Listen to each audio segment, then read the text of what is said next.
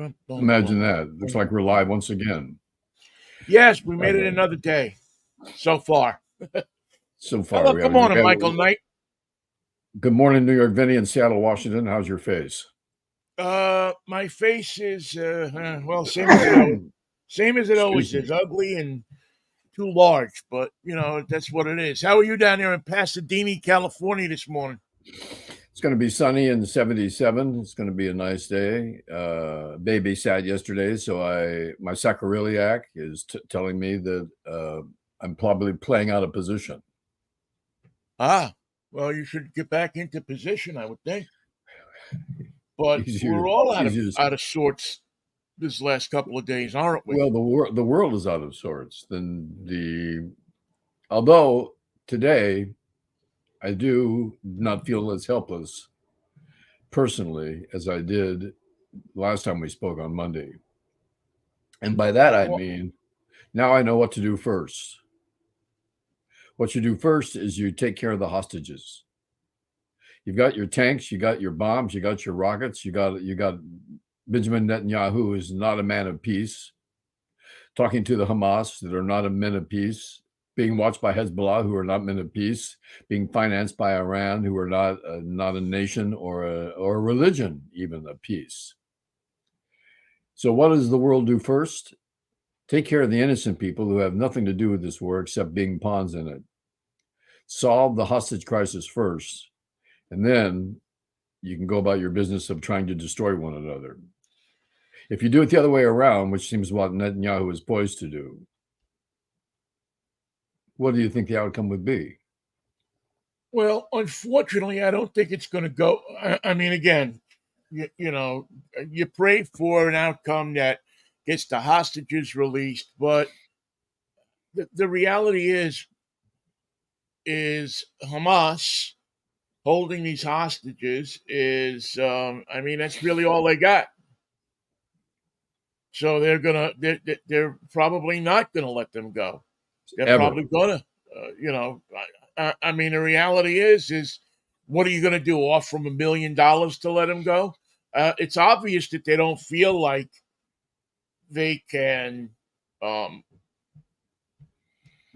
they can get something from Israel for the hostages. I don't even in many ways understand what the reasoning is behind taking those hostages, except just to terrorize more. Well, To it's a long-standing tradition. I think yeah, even to during the Crusades they took hostages. well, yeah. I mean, that's that's what their end game is. I mean, what even is their end game, Hamas? Is it to destroy Israel? I mean, do they Yes. seriously think that that's going to happen? That's what they convince themselves of when it's just five guys from Hamas sitting around the table talking about the future. Yes, that's precisely what their goal is. Now, a lot of people have goals. The Cowboys wanted to beat the 49ers. That was their goal. The fact that it never came close to happening doesn't dissuade the Cowboys from playing the 49ers again. And nothing is going to stop Hamas from engaging Israel again. If there's 6 guys left somewhere in a tent in the desert, they're going to get organized and buy a hammer and try it again. Well, I think just in the way that the reports we're hearing of what they have done over there, what Hamas did when they entered Israel, and how they slaughtered people, and what they did to people. Not. I mean, it's one thing if you do it to soldiers. There's a certain sign up that when you sign that piece of paper says you're going into the army, that you have a reasonable expectation of something bad happening to you. Innocent children in their home with their parents don't have a reasonable expectation of something bad happening to them. But from the Hamas point of view, everything is fair game. Now, we've seen how the world reacts to a military political organization that says everything is fair game. But what do you mean by that?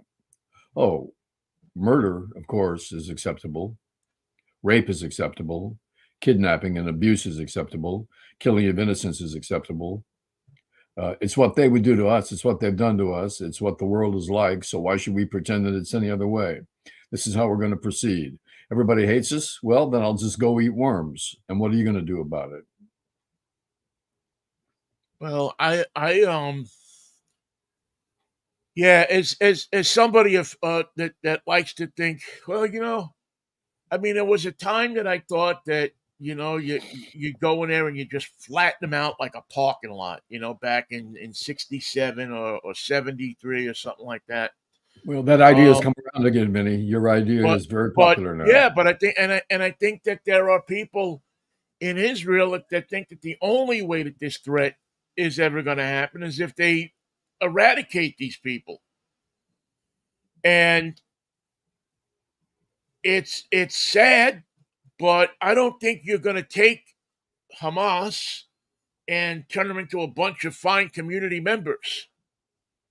They don't seem to me to be like I don't know, the Black Panthers back in the '60s. Where you're going to turn them into kind of a community organization almost. That does meal programs and this and that. They've gone from being terrorists, from moving into being at least for a time a part of a community that they were trying to serve. They didn't have the right idea about how to serve it, but they tried to make a pivot out of that. Because it was like so many political militant organizations, founded in revenge, founded in defense, founded in violence, founded in we're finally going to get even. 400 years of slavery has gone far enough. Wait till they get a load of us with guns and berets. Yeah, and they terrorized America for many years, and I think what's left of that organization runs a community food bank in Oakland. Good place to start. Yeah, I mean, I think that's what. Yeah, I think that's what they do now. The remnants of what was once the Black Panthers. They're One certainly of not the walking around the street shooting cops all the time. one of the no, in fact, did they ever, for that matter? Well, yeah, I think it. Yeah, I would say that back in the '60s they probably did. Yeah, yeah, I would say back in the '60s they probably killed not just cops but a bunch of people, and the cops I don't know that that's went after them established. too. I don't know if that's established, Vinny, to tell you the truth. One of the things that comes from this kind of conflict is the end justifies the means. And it's not just ironic, but actually poisonous to think that the Israelis have come up with a solution for the Palestinians, and it's ethnic cleansing. It's everyone to the last man. It's kill them all and sort it out later. And that's a eerily reminiscent solution that the Jews of Israel have seen played out against themselves and their friends and their family and the innocent people that went to the camps. Well, yeah, I I mean, don't think they want to embrace that solution too firmly. No, I don't think they want to either. I think if well, I think I don't I know. think Netanyahu does. Well, I see. I don't know if that's going to go over either. I mean, you have to kind of. I mean, although it's an independent country, they're going to wind up doing what they're going to do. I don't know that they're going to go in there and slaughter everybody. Do you think that they have to Doesn't run that their take you ideas down past to their us? level? Exactly. But do you think they have to, now that we're joined at the hip once again militarily and in terms of support, will we allow that type of intervention, that type of kill them all, burn it to the ground solution that Netanyahu is discussing and threatening to do? But if he has to act with partners to complete that idea, I don't think we should be the partners. Well, I think yeah, I don't think that we should participate in ethnic cleansing. If we participate in an action that you know can go in and find Hamas and destroy them or disable them, like we've done with Al Qaeda, like we've done with ISIS to a degree. which I wish we had done with the Taliban. Yeah, I think that. Well, again, you're dealing with an area of the world that has so many different tribes and so many different people that are against each other. And as we talked about Monday, dealing with 5,000-year-old animosities, that to go in and think you're going to erase all of that, that you're going to go in and hand them democracy and it's going to work, or a Head Start program or something like that, you're fooling yourself. I mean, the only way you have, or at least slowed ISIS down or stopped ISIS, I don't know that we really have. Maybe they're just taking a break. But the only way you're going to do that is to get their leaders. How do you got to find them. You got to go into Lebanon. You have to make an incentive for somebody over there to turn them in, just like they did with Osama bin Laden, right? The U.S. government found somebody who they could pay $1 million or whatever it was, 10 million, whatever the price was to say, okay, that's where he is. And that's what you're going to have to do with, I think, with Hamas. You're going to have to start figuring out, unless you do want to level the whole country or the whole area, the whole strip. Well, traditionally, Hamas has said, we're in apartment B here on West 70th Street, but it's not just us. It's all the people who live in the building, and we're keeping them here with us. Right. If you want to kill us, you're going to have to kill them. And we're glad to go. God is great. Yeah. I mean, these are people that strap bombs to themselves. By the way, where the hell did Hamas get all these rockets so they could launch 200 a day every hour for a week? Well, how did they make them themselves? There's a blockade? Depends on who you listen to. I mean, there's some people that think that Iran supplied them. Yeah, but how did they get them in? How did they get 200,000, 400,000 rockets into their own territory to be used in any place along the border when they felt like it? Well, what the hell? What was Netanyahu doing when that happened? I don't know. Well, I mean, you go back to what some people think, and there are a lot of people that think that this was brought on by the discontent in Israel that has gone on for the past year or so, maybe probably more than that, about the Supreme Court, about the changes that they wanted to make to the Israeli Constitution, and that they saw a divided nation, and in that divided nation saw their opportunity to split it up, divide and conquer, split it up and do something. Well, one result of this looks like it's going to be the end of the Netanyahu government. It's going to take a while. All their ideas about reforming the Supreme Court so that he had the right to structurally and legally change the structure of his democracy seems to be dead in the water. And if they were to go to elections now, would Netanyahu get elected? It seems unlikely. Well, forming a unity government with his opposition, and from what I have seen this morning, people are saying that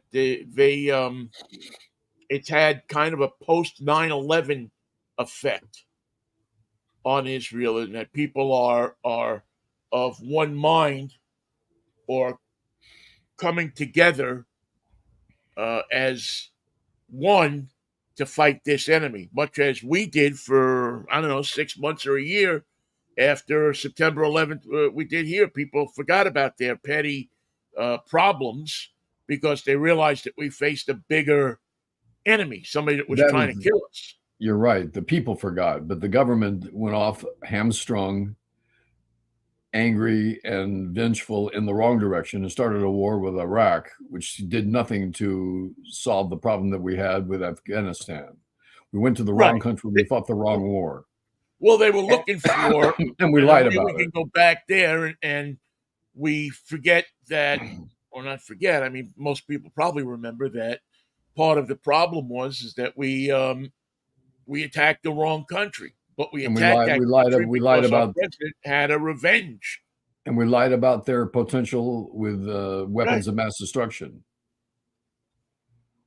Well, governments lie, Michael. Can you imagine that? It actually comes rather naturally to them. Yeah, governments and head coaches and managers and sports information people lie consistently. We It's bring one of up. those things where you know, let's face it. Uh, did you make a trade? No. 5 minutes later, we have an announcement to make. Yeah. You know, We traded Biff Jiggerman for Mookie Betts. By the way, right. Mookie Betts and Freeman are combined 1 for 14 in the playoffs. So you know you're used to people, if you're in the media, lying to you or giving you information that points you in a direction that they want to point you in. I'm pleased that we've given our support so clearly to Israel. They deserve it. The people deserve it. But I'm also pleased because I think that we are in constant and ongoing consultations with the Israeli Defense Forces and their leaders and the prime minister to temper their reaction and say, what's a couple days one way or the other? Let's do this right. Let's get more facts. Let's get more intelligence. Let's get more information. And let's see if there's an opportunity, any opportunity to get the hostages out, 30 of which are American. Right. Which becomes harder as the more information that comes out, and the more social media churns up the absolutely horrific videos. And I haven't seen them. I've just heard from people what's on social media. You can go and you can watch the slaughter. And as people see that in Israel, I would imagine that the tempers are going to rise.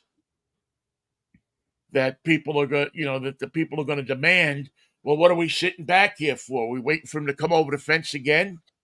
If that were the only consideration, I think they would be right, and I can understand their emotions surrounding it. But the next response has to be without emotion. It has to be strategic and tactical, or it won't succeed. And that means they have to go to the right place and do the right thing when they get there. And that's very difficult in the fog of war, especially when everybody's got a gun. And the Yeah. funny How do thing, you? Yeah. the funny thing about this, I had it explained to me by a member of the foreign. I wish I could remember his name. He's now a member of Congress. He said the threat is 360 above, below, in front, and behind you is the threat. Every step of the way, every time you're clearing a house, if you go into an apartment, if you go into a building, if you're walking down the street, if you're in any physical point in Gaza, the threat to your safety and your life is 360 degrees in all directions. And if you think about that as the environment that they're entering, you want to go in blind, just going house to house saying, we're going to kill you all. That, No, that level of preparation is not going to make it. you'd like not to, but I don't know what your choice is going to be. I mean, I don't know what you can do except probably what they've done already, which is to tell people, get go somewhere else. Although you got to let them go somewhere else. That's part of Well, the problem. Is if you're going to tell them to go somewhere else, you got to let them go somewhere else. And in that, yeah. you now open up the chance for the Hamas to go somewhere else with them as well. One of the plans to get people out of the area so that the next round of fighting can begin is negotiations with Qatar and Egypt to get the people into Egypt temporarily.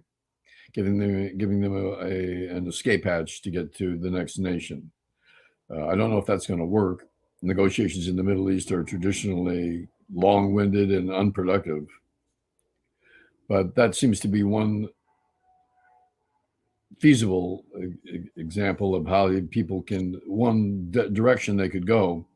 But your point about letting Hamas go with them, that's frightening. Well, I don't think they would let Hamas go with them, but I think that Hamas would. If they're willing to slaughter people and take hostages, I'd imagine they're probably pretty easy about just assimilating into the crowd.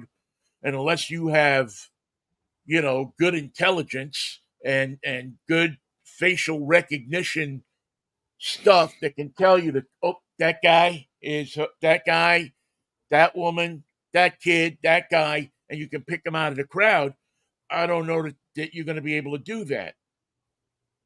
So, can you let them leave the area? I mean, it's nice to say it, but in reality, can you let people leave? I'm Or glad I man, don't have to figure this stuff out, man, because I don't know that I'd have the head for it, Michael. I mean, it's just it's so horrific what has happened here. It's so disturbing that I got to admire people that can think straight through these things. I don't know it's, how it's you it's can. like an attack from the Middle Ages. Well, I don't know how you can do it without emotion when you live in a small country where not everybody knows everybody, but everybody is kind of connected somehow. And your cousin's friend or something was one of the people that were killed, or this or that. How do you do that without emotion? How do you do that without anger? How do you? I mean, you have to be emotional. You have to be angry.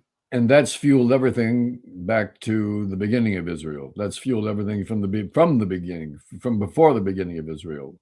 Right. And all it takes is to bring everybody to the table is an impossible task, because when you get them there, the first thing Hamas says is, "We're not doing that.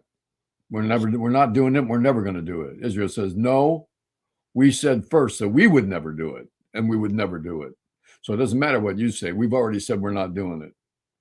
And I just want you to know that no matter what you say, we're not doing it." No, that's our position. No matter what the Jews say, we're not doing it. And I also got to wonder, with our situation the way it is in Well, this country. we're hamstrung and we're completely paralyzed because the Republicans have decided that they don't want a speaker. Well, They I say, guess they're deciding that Steve Scalise is who they want as the speaker.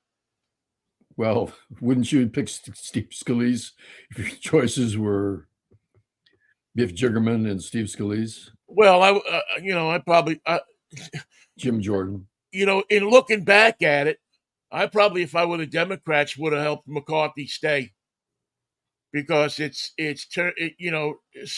is going to be no friend of anybody's.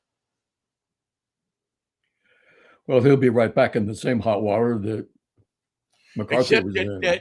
McCarthy is just such an arrogant prick And that, he didn't have the power to deliver a sandwich, let alone well, legislation. not just that he didn't have the power, but he was somebody that if you spent more than 5 minutes watching him, if you were any kind of person of any kind of value, you just said, who does this prick think he is? Who does this guy? I mean, Wouldn't it he. be better if the Republicans changed their name to the Heebie-Jeebies? No, I don't know. I don't know what the Republicans should change their names to, Michael, but I do know that you instead of having somebody who you could work with, and as much as a hump as he is, at least it seems like you're not going to cut deals with Scalise. Now maybe it'll look good because we're up against something now where everybody's going to kind of be united, and they have Like, to get a you think resolution out saying that. wait until Rand Paul votes against the whole thing. You'll see. Right. But, is he going to is he going to be able to make a deal? What did he give up to become the speaker if he gets elected? What did he come up with? Well, how many What did devils he did he give make to it? those 6 or 8 Republicans? How did he satisfy Nancy Mace, who walked into Congress yesterday with a scarlet letter on her shirt? What letter was it? A. Yeah, I know. I don't know. So I mean, you have a government wise, you have a similar situation, or a kind of a situation that they had in Israel. I mean, you have a divided government, and I don't know how you're going to put them together. Now, maybe Scalise will turn out to be a reasonable guy. I don't think we should plan on that. I'm not holding my breath for that. The I'm just Republican, the wondering what Republican, devil he had to pay. the one identity that the Republicans have is that they are unreasonable, that they are outwardly expressive to the point of lying with every breath. They don't care about legislation. They care about this idea of destruction and chaos. Well, that sounds pretty much like what Israel's going through right now, destruction and chaos. This is where these political positions lead us as a nation. Tell the cult and tell the 30% and tell the Trump heads that you're going to destroy this form of government, and now you've got their attention. Now they're on your side. Now they want to play ball. Now they want to see it happen. Yeah, and I don't know how this is all going to fly. You're right. The Republicans never met a lie they didn't love. Well, certainly this radical group of Republicans. I mean, it's hard to group everyone, but it just seems like that's the order of the day. Plus, Zuckerberg and Musk are being kowtowed, being brought to bear. Their approach to information is being brought to bear by the European Union because the United States is too cowardly to do it, saying you are posting and allowing lies about this war and this conflict and the fight between Hamas and Israel on your platforms, and you're not checking it, and you're not pulling it down, and you're not editing it, and you are responsible for it, and we'd like an explanation, and it has to be forthcoming. Yeah, it's not funny anymore, Zuckerberg and Musk. Well, Musk got his hair all in a dander yesterday because the FAA sent him a letter saying, "What about your satellites when they start falling? What about this? You have hundreds of satellites up there. Who's going to be liable when those satellites start coming out of the sky?" I think we'll make it Elon. Elon, that's you. That's on you, Elon. And he was all upset about it, and so he's got. I don't know. Both of those guys. Listen, we've let something out of the bag in this world that could somehow lead to some serious consequences, and that's social media. The social media we're on right now. Right. Because there's no reliable sources don't mean anything to social media.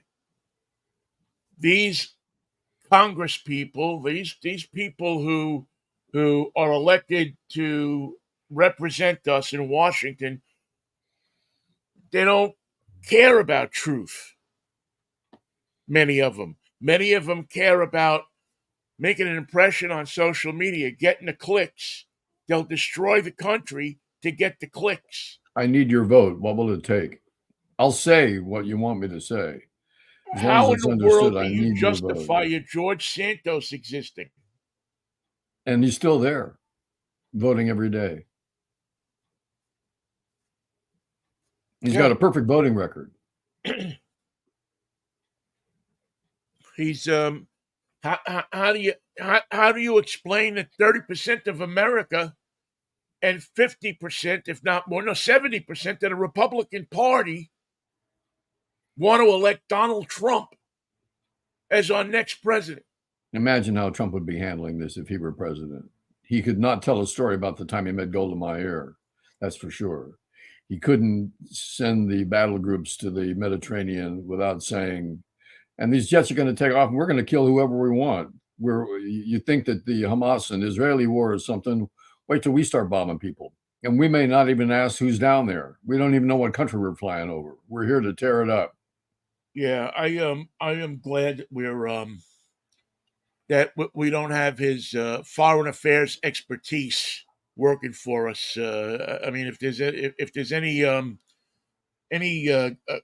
saving grace in this whole thing, it's that he's not in charge.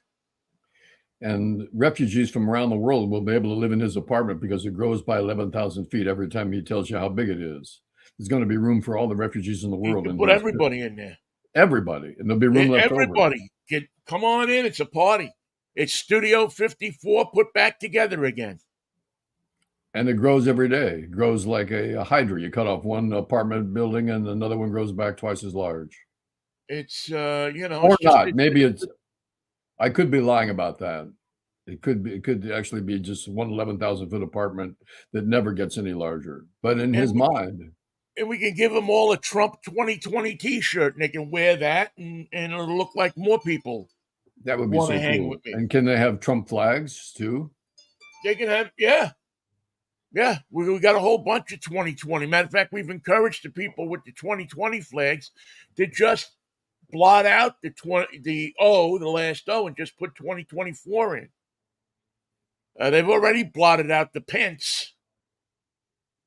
They did that before the 2020 election. Yeah, we went to print a little early on that, and I'm sorry that Pence appears on all the flags. But there's this other side to it, and that is Trump really might not be running for president. He might just appoint himself emperor, and that would change all the flags. Well, I think if he could, he would. Believe you me, I think if he could figure out a way that he could do that, I mean, we're lucky in the fact that you have that he was smart enough to disrespect the military in public. And so there probably isn't a general that exists that would back him in any kind of, if we were to, God forbid, see some kind of coup or something like that, or military, use the military to take over, I just don't think he would get the backing. Even though there are known members and known hardcore supporters of Trump in the Secret Service, in the FBI, and in the leadership of the armed forces. If it's 30% of America, it has to be 30% of all of them. And that means that those people in those sensitive positions have tied their hopes to the Sansa-belt trousers of Donald Trump in the hopes that he's going to pull them through. Oh my God. It's just, I'm sorry I'm laughing, but That's all right. If you had said Sansa-belt, I'd be laughing too. Yeah, it is so unbelievable that this guy can get in, within 100 feet of the White House or through the fence. Through the fence. I'd like to see him try that. I mean, it's just, it's still to this day is surreal that this guy was elected president. And it's even more surreal that there's a large number of people that think that he would be doing a better job than Joe Biden. And some of them think Benito Mussolini is alive and hanging out with John Kennedy and his son and a few other members of historical ignominy that somehow they believe. Now, how old is Benito Mussolini? Is he 124? Even though it'd be something like that, yeah. Hung by his heels and with his girlfriend, and we saw his body, but that has no effect whatsoever on a Trump Republican. It means nothing to them. No, Benito's alive, and he's hanging out with John Kennedy. Where? We think he's alive and well. He's in Texas. They're all in Texas. They're just waiting for the swamp to be drained. Matter of fact, if you go to the 5th floor of the book depository, Ooh, you'll find them. They have a nice apartment there. You can smell the Italian food cooking all the time. Benito loves his clams oreganata, so well, you who use a lot doesn't? of garlic in that. And I think while I think Karen's baked ziti would be more to my liking, but still, there's enough those food for everybody. Eat, let's eat, manjo. those By the way, the clams, book baby, depository building has been turned into a condominium, right? You can buy the room. has it been turned into a condominium? I think it'd be a great idea. Oh, I don't know. I wouldn't want to live in that building. I've been in that building, and I don't know that I'd want to live in it. It's although it certainly gives you an address that everybody knows. Now we know why the level of education in Texas is so spotty.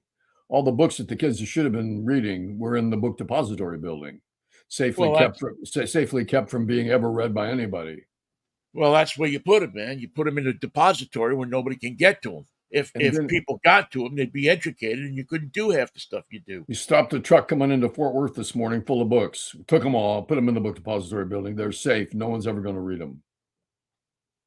So it's got so yeah. So Scalise is nominated. He is a narrowly nominated. Jim Jordan did not endorse him. Uh, That's because his drip dry shirt was still a little damp and he didn't feel like being seen in public. can you imagine if you went to his office and he's got like an armoire full of those shirts, and they And the all have underarm stains? and the hangers for them are those inflatable hangers that you blow them up and they put nice shoulders on the drip dry shirts. Yeah, he's let's see. Yeah, I knew this was coming. Scalise just spoke but took no questions, didn't address whether he had the votes on the House floor to win. He laid out the priorities for his party, passing spending bills and securing the border. And he said the conflict in Israel illustrated the need for border security. Well, he's a funny person. He's a He may not funny. be 100% wrong on that one. I mean, I don't know.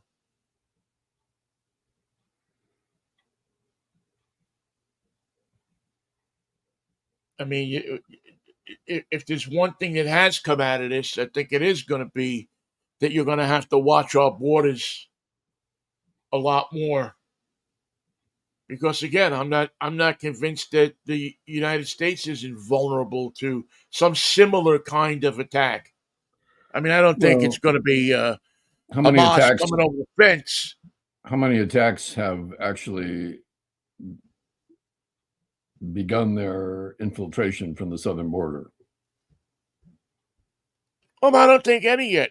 I don't know. Um, I don't think any, but that doesn't mean. I mean, just because something hasn't happened doesn't mean that it's not going to happen.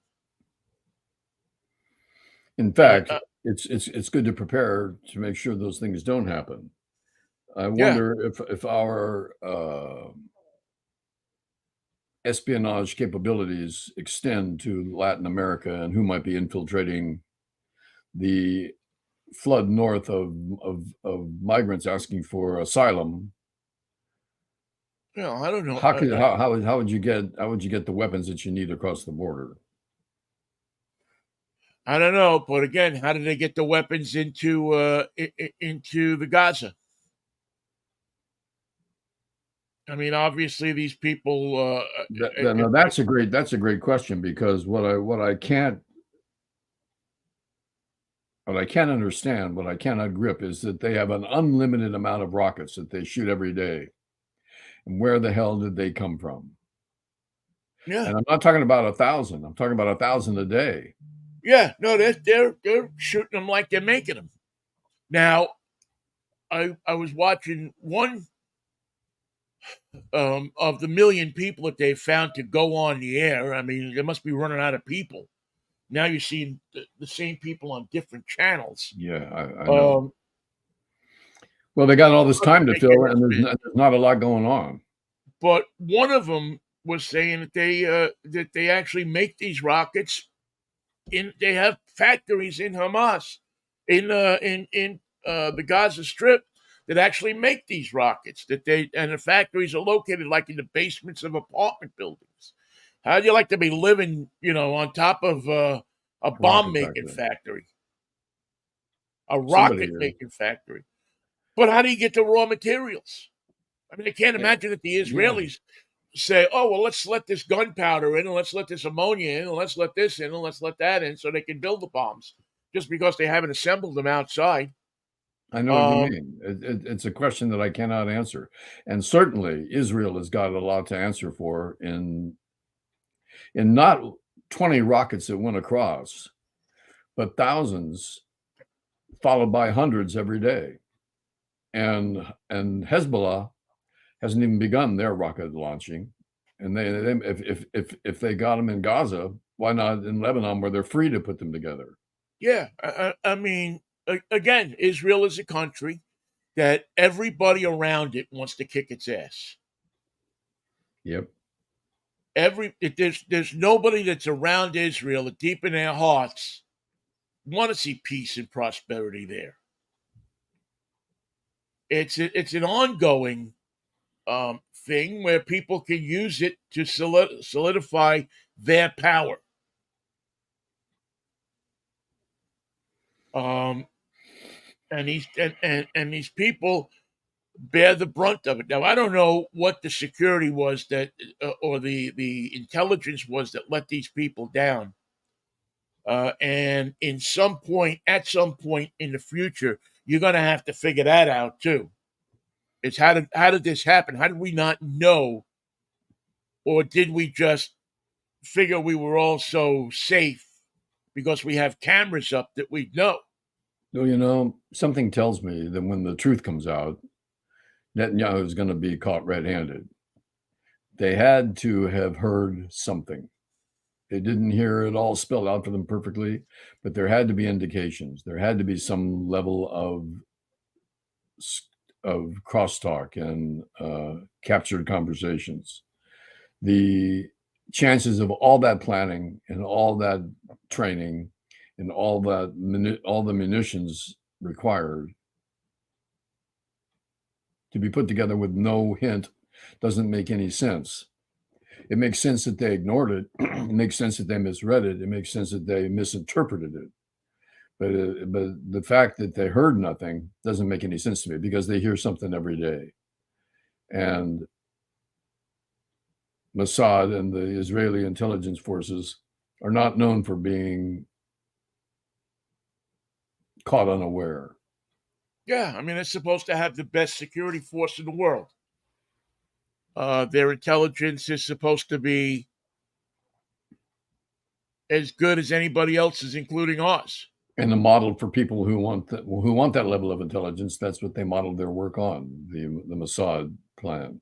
And to think that they were caught flat-footed here, that they were caught in a stance of not having enough troops down there, or not having people that could protect them from something like this. There was no response. No Yeah, response yeah, there was nothing. All the troops were on the other end of town, on the other end of the country. in the mess hall. Uh, maybe there was a feeling of, well, nobody's really going to do anything. Maybe these people really do want peace. Now, you can say that they were lured into a false sense of security by Hamas saying at some point in the not too distant past that they wanted to live in peace with Israel. Johnny, I'm doing a show. I'll call you back, okay? Thank you, Vinnie. But to, I don't know, you don't let your guard down. No matter what, you don't let your guard down because again, And here's the consequences. yeah, because again, you're living with a group of people who are sworn to eradicate you. Yeah, for a little bit. it's not a casual Yeah, myth. I mean, they get up in the morning and say, "What are we going to do to wipe Israel off the face of the earth today?" And And it's ironic that their plan is the plan that could wipe them off the face of the earth.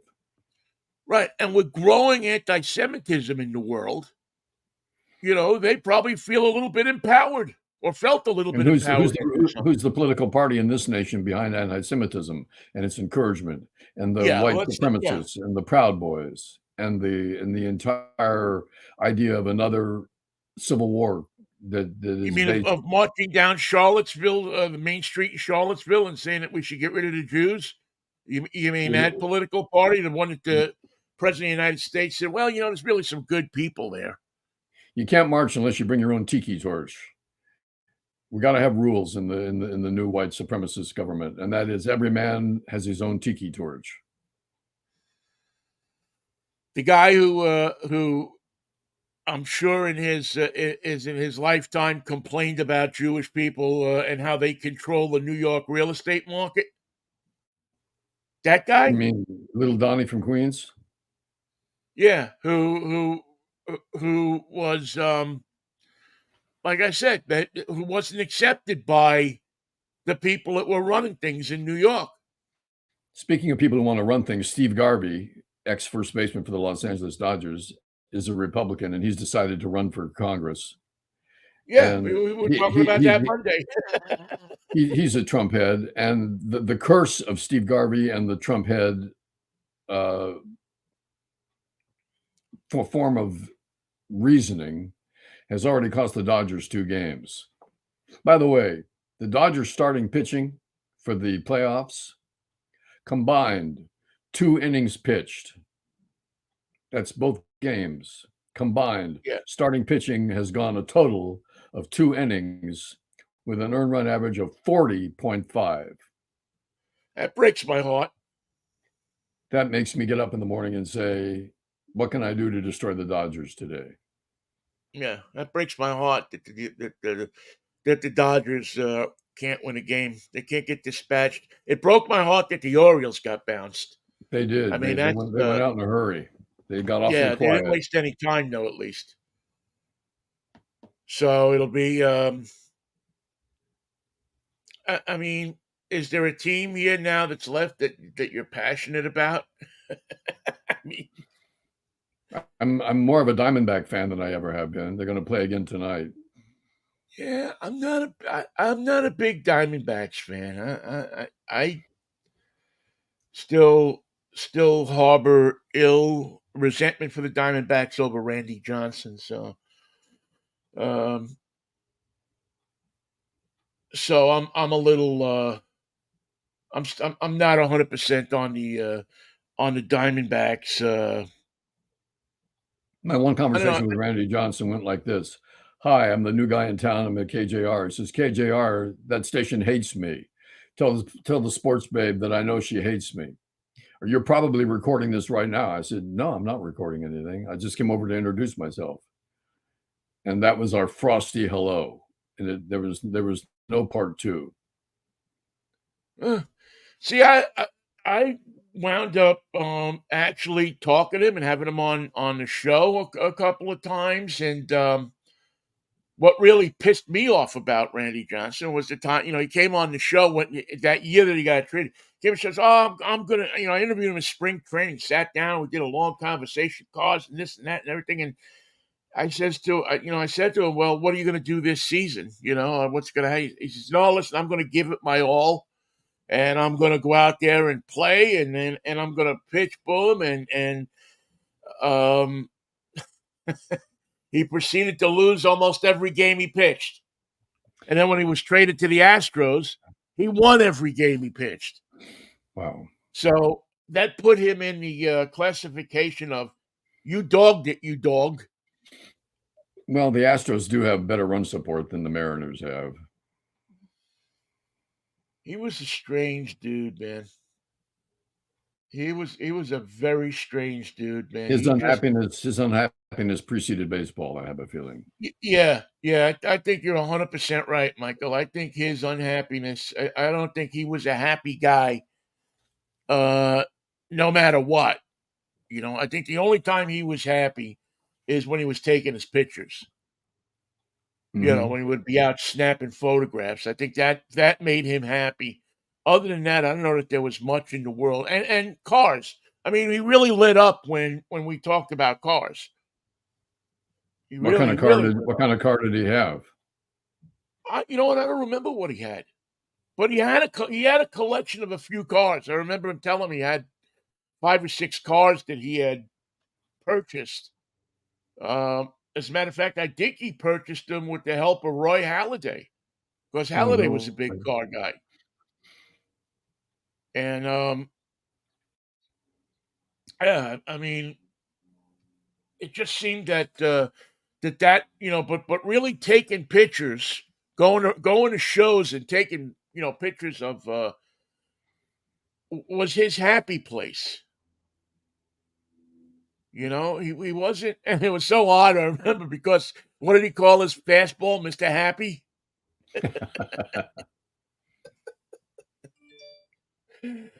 Yeah, one happy I guy. wonder if he ever threw overhand. Yeah, I don't remember seeing him throw overhand. Um, I guess the Twins, Michael. I mean, out of all of these teams, I mean, Nah. I guess the Twins are the team that I'd probably go with the most. I mean, Rocco Baldelli, the manager, is a good guy. I don't know Funny how, thing about this Dusty postseason, Baker, I guess, is a good guy too. But Dusty's weird too. I know a lot of people love Dusty, but Dusty's also got a little bit of a mean streak in him sometimes. I think it's been encouraged by playing in Houston with that team and their reputation and the hatred that greets them in every city that they play in. Well, yeah, I would say that's true, except when he was in Cincinnati, he did that same crap of throwing at people and throwing close to people. Since I remember he used to order his what was the guy the Cuban pitcher that got caught in the hotel room with uh, um oh, I can't remember his name. His name is escaping me, but was it Alvarez? I guess. Anyway, he would, you know, he would order his guys to throw at Pirates because they were at that time kind of neck and neck in the Central Division, and I mean, he had a thing. I mean, he would have them throw at people's heads, which I always thought was just not good. Did he pay for that in any way? I don't know that he did, to be honest with you. Um, there was rumors that there was going to be a big to do between the two teams. I remember driving to Cincinnati because it was the kind of game that you wanted to be there for, to talk to people afterwards. And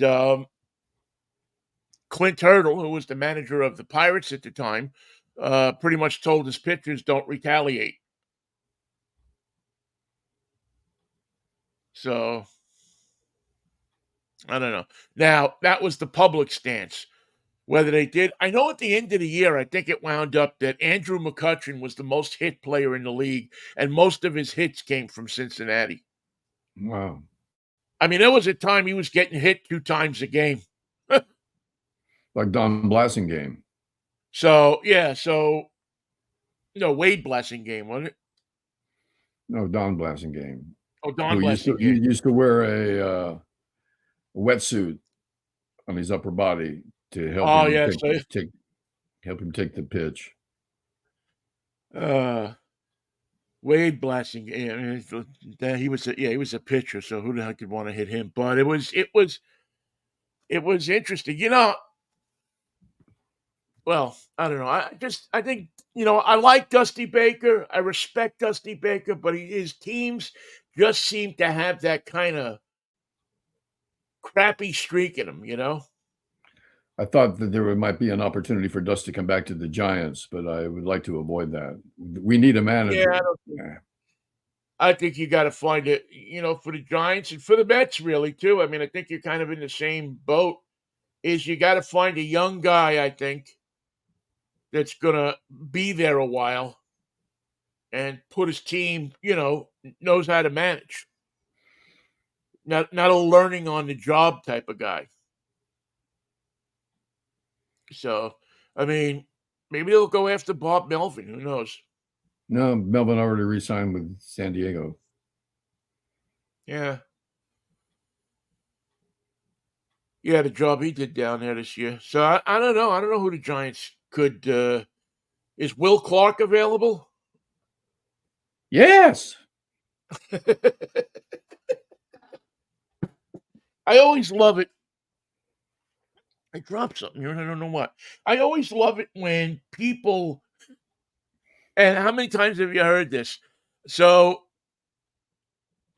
fans will invariably take a player that they love and want him to be manager. Oh, yes. Ted So I Williams, can't tell Willie you how many Mays. times I've heard Ken Griffey Jr. should be the manager of the Mariners, No. or Jay Buhner should be the No. manager of the Mariners. You know, Both talented players, and neither one of them smart enough to be a manager. yeah, it's just now. Sometimes it works, but not often. Sometimes you get that ex player that played on the team, was a good player. Now, if the player's a catcher, Yeah, that's another I have matter. more credence in it. But look at the NFL model. The most advanced coaching going on right now is by guys that never played football, very close to the game. Family members were part of the Right, game. right. The Kyle Part of part of Shanahan's of the world. part of the football structure since childhood, but never played. Well, they've had a long time to study Yeah, the game. and they're the play I mean, callers. They call the offense. yeah, it's hard to study the game, I think, when you're playing it. Um, but I mean, Well, every once in a while, so see, that's why I like catchers in the managerial position in baseball, because they see the game differently. They actually get to study the game while it's going on. and they fully understand pitching. They understand pitching. They understand what a good pitcher looks like. They understand when a pitcher is running out of gas. They Yeah, can they can tell when a pitcher is lying to him and telling him he's okay when he's not. which They is the have. whole San Francisco Giants. It was always traditional to come to spring training and then have your surgery. What were you doing all the off season? I was lying about my arm. Well, now what good did that do? What did you accomplish by that? They asked me how I felt. I said I felt fine. Where are you now? I'm over at Dr. Hackenbush. He's putting my elbow back together. Why did you wait till spring training? Well, because if I would have done it in the off season, I wouldn't have gotten all those wonderful get well cards from the other guys. Yeah, because I did it because of the guys. Okay, Everybody sent me a nice get well card. go A sit couple of down. guys even bought me a box of candy. They call me Vinegar One guy Ben. sent flowers to my house. Won't say who, but I'm just saying. Maybe that's what. Yeah, that's the only reasonable thing I can think of why somebody would do something like that. That Because they just they didn't feel that they would get enough attention pitchers during are the just like offseason. Republican congressmen. They're liars first and charlatans second, Oh, you got to and pay. god Like here, awful you got people third. Francisco Lindor is having surgery today. I guess who's going to remember that he had surgery by Christmas? Nobody. But if he has that surgery the first day of training camp, and he can be out for 6 weeks, For all 6 of a months. sudden, Francisco's got everybody in the New York press talking about him. He's the number one guy, man. Francisco, how you feeling today? How's your arm?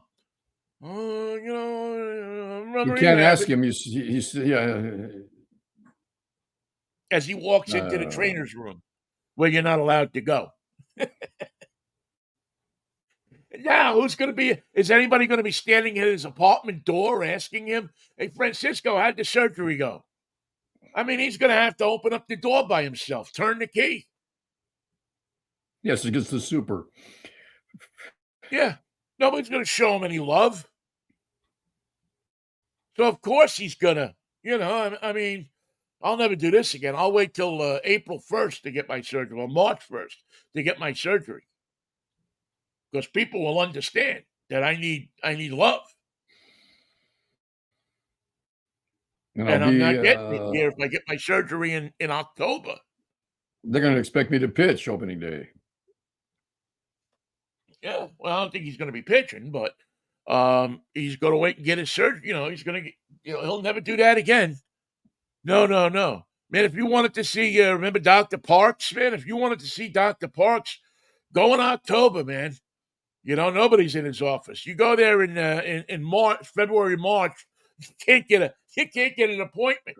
He's not taking any new patients. Can we refer you to someone else? Yeah, but not Dr. Hackenbush. I've been to him. Right. He's putting pitching arms together. So he can't, right now he can't, However, we need parts if you'd like to donate some parts. Yeah, we can always use the ligament or two. If you got an extra ligament you don't need, call us. We'll come and take it out of you. We Matter have of some fact, in the refrigerator, but they've been there since. well, yeah, they're like pickles. If you leave them in there too long, they get too soft. Since Hector You ever was a bite pup. into a pickle? It's been left in the refrigerator for a couple of weeks. The part that sticks out of the brine is the part that goes soft. You have to cut that off and enjoy the rest of the crisp pickle. Things supposed to go crunch when you bite into it. Instead, it goes Not blub. Yeah, not blub.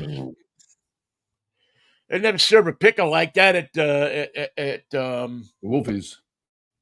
Yeah, Wolfie's, or what's the Katz's, or back in the day at Dave's. You Or never the see a pickle Carnegie. like that. Do you say The Carnegie Carnegie. or You never see a Carnegie? pickle like that. You come out with that pickle plate with the tomatoes and the pickles. Everything was crisp, man. Now you've Chomp had down on that thing, and Morty Gunty broke a tooth on one of those. Morty Gunty can eat dust.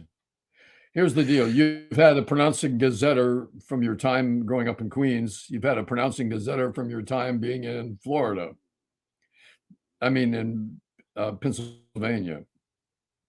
Do you say Carnegie or Carnegie? If you're in Pittsburgh, you say Carnegie. If you're in New York, you say Carnegie. So if you're going to the Carnegie Deli, you'll never get there unless you ask the cab driver for the Carnegie Deli. You tell him the Carnegie Deli, and he's going to look at you like you're from another planet.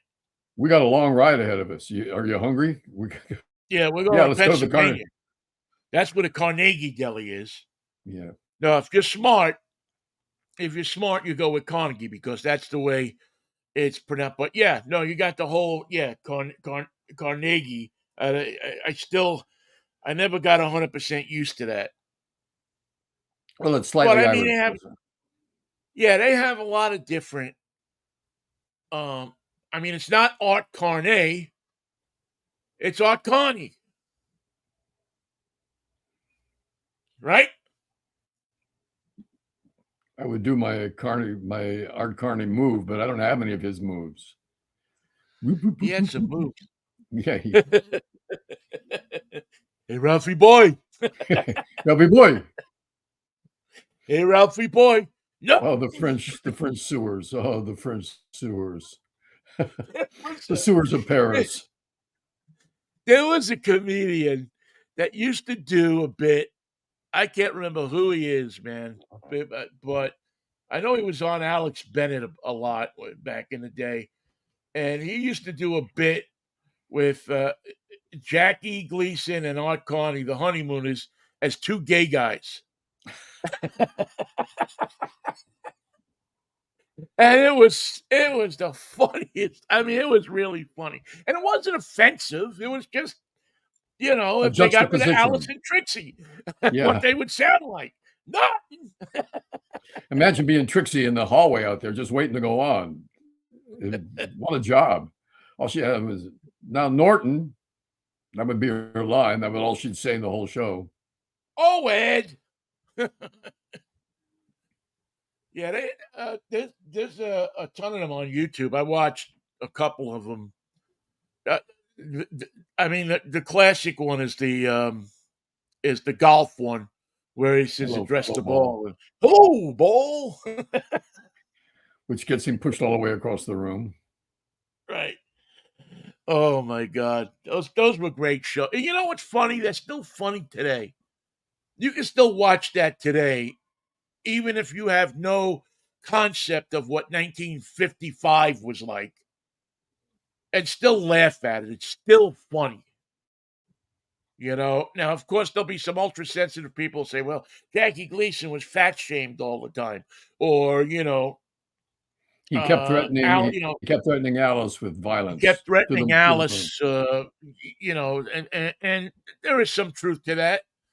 But it's still at its base, it's still funny stuff. Bang zoom to the moon. Yeah. I mean, he would never hit Alice. We all knew that, which was more than people could say for their own parents who were, bang zooming in the other room. You knew Jackie Gleason was never going to hit Alice because she beat the crap out of him. She'd take him. Once you get him on his back, he's helpless. Yeah, she'd knock him down. Alice was always the strongest one in that relationship. Trixie, I don't know. Trixie was kind of subservient to Ed, but Alice was always the one that made the most sense She was the in brains that of the outfit. relationship. Sure, because Cramden just went from one scheme to another. Yeah, well, and of course it was designed like that, but it was Yeah. you could always see how Alice figured things out so much quicker than Ralph.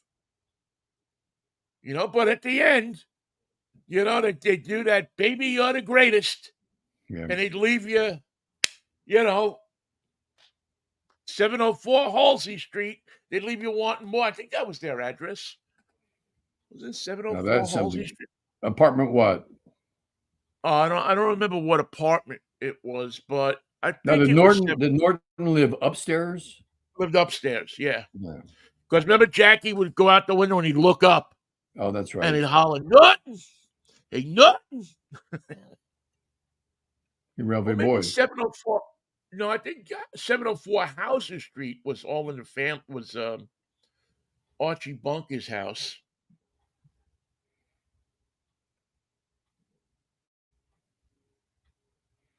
What were we doing our lives?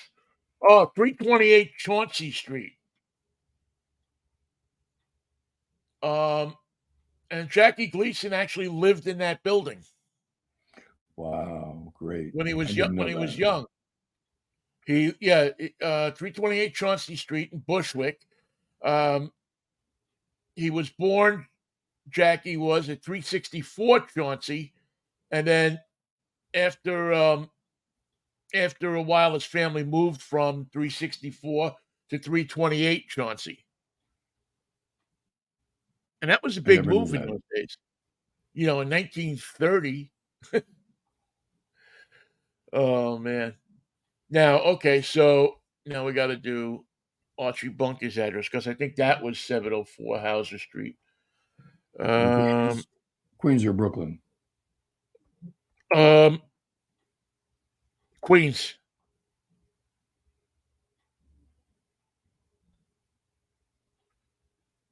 Yeah, Archie Bunker was 704 Hauser in which I don't there isn't I don't know if there's I don't think there's a Hauser Street in Queens, and it wouldn't be 704 anyway because um addresses in Queens have a dash in the middle of them. So if you live on 83rd Street and your address would be, let's say, 3238, that would mean that your address would be you would live near 32nd Avenue and your house number would be 38. So you could find them easier, be 3238. Huh.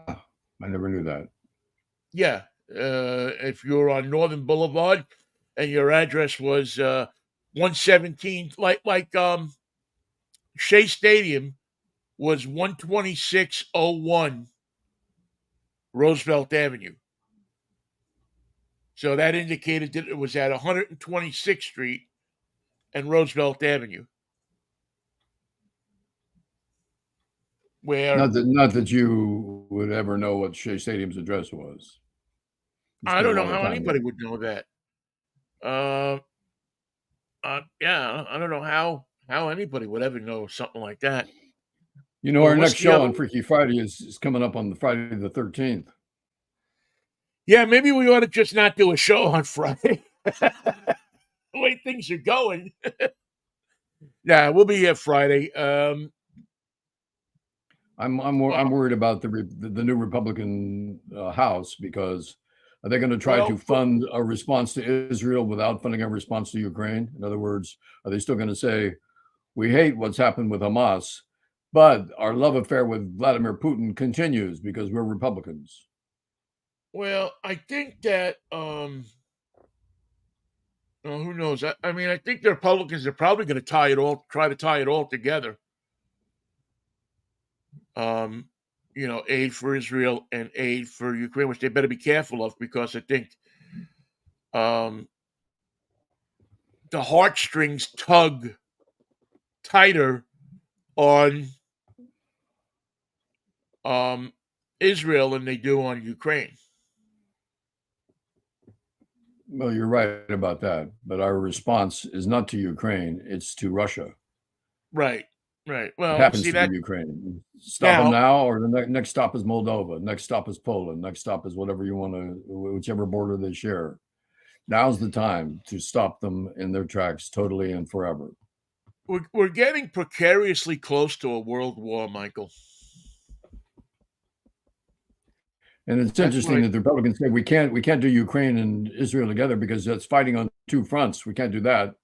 I refer them to World War II, where we fought Germany and Japan at the same time, not because we wanted to and thought it was a great idea. Hey, let's get after these guys. We can do both Right, at because once. we were attacked by well, certainly by we were attacked certainly by Japan, and the Germans were blowing our merchant ships out of the water starting in 1939. I mean, the Germans were trying to get the United States involved in the war. And they made it clear that we were next. Yeah, yeah. If you didn't stop us here, uh, you'll be stopping us in Brooklyn. Auf Wiedersehen.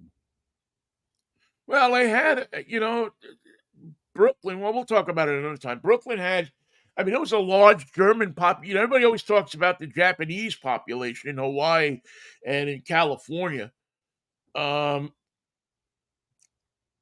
why didn't we round up Germans in Brooklyn and in Queens? I mean, you Because were having bunch we couldn't tell them parades. apart. We couldn't tell them apart. So we just go, well, that's that. We took care of the Japanese. I'm sure the Germans Yeah, will be fine. yeah. I'm sure that that's. I'm sure that that was part of it. That racism had a lot to do with it. It always bewildered me. Why did we put the Japanese in internment camps and let the Germans run around Bushwick and Ridgewood and all those places like it was like they weren't going to do anything. And the Midwest was full of German farms and German farmers. Yeah, They I were mean I they think were German is the biggest or the second biggest ethnic group in this country after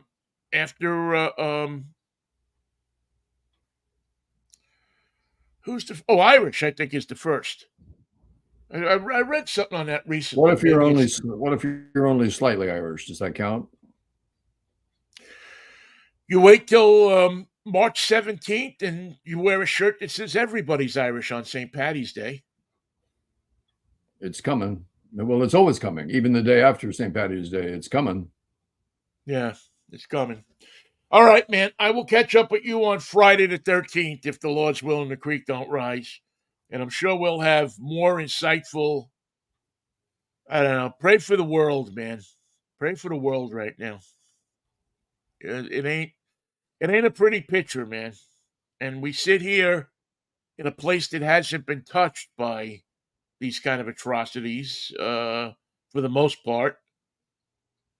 And I don't know, sometimes you just got to look out the door and think how lucky you are, right?